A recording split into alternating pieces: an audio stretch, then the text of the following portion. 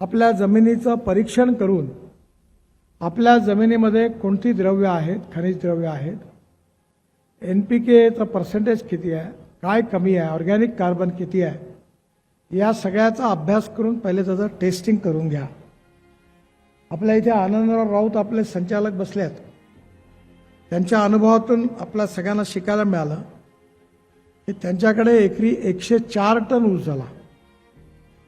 याचं कारण त्यांचं ऑर्गॅनिक कार्बन जे होतं ते 0.85% होतं आणि मी जेव्हा माझ्याकडे आमची जमीन तपासली तेव्हा माझ्याकडे 0.30 होतं आणि मग माझ्या असं लक्षात आलं की आपल्याकडच्या शेतीतलं ऑर्गॅनिक कार्बन जोपर्यंत वाढत नाही तोपर्यंत काही आपण हा रेकॉर्ड काही गाठू शकत नाही।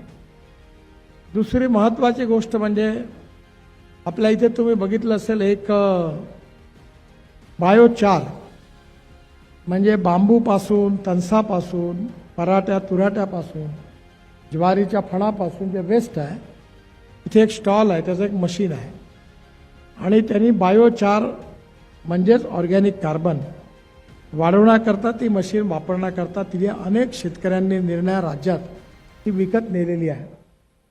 तर आपण फॉर्मर प्रोड्यूस कंपन्या केल्या आणि आपण जर त्या प्रकारे ऑर्गॅनिक कार्बन तयार केलं तर तो एक चांगला उपाय आहे।